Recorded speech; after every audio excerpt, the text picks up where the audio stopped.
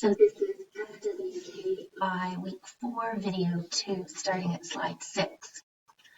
The sections that are required on your resume are the header, that's the first section. And I just wanted to highlight again, you can include fake information if you don't want to submit it to me so that I know your personal phone number. It's totally okay, privacy issues. I also encourage you to take a look at the resumes booklet from Career Services, Career Development, to get some of their recommendations and guidelines on tweaking your resume to just give it that little bit of extra professionalism to help you market yourself. So don't forget that I have included links to a video from lynda.com, LinkedIn Learning. It's a fabulous database for IT business students, professionals. I encourage you to make sure that you get access.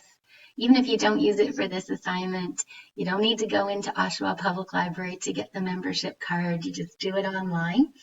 And then you'll have access to this great database that has videos for how to use, practice for tests for things, Cisco information networking systems, Microsoft practice things, project management. So again, I strongly encourage you to get that membership card and use that database to address any gaps in your learning or to demonstrate some lifelong learning for this assignment.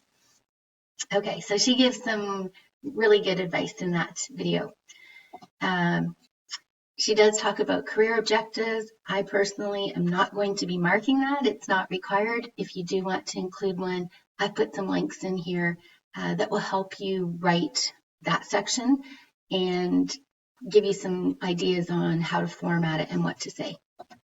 In your education section, I am really going to be sending these back if this section is not done correctly.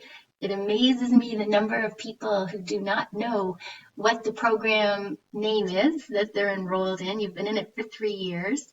So make sure that you call your degree or your diploma name by the correct name, and consider my pro tip here.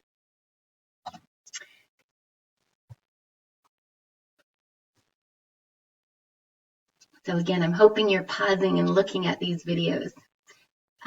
This is really important to me as well. You'll see in the checklist that I've asked you to have a section called IT skills and also a section called work experience or related experience. And this is because I see far too many students submitting resumes to me and they're targeted for jobs in the IT field, and it does not list any specific skills that they have. It doesn't say the specific languages.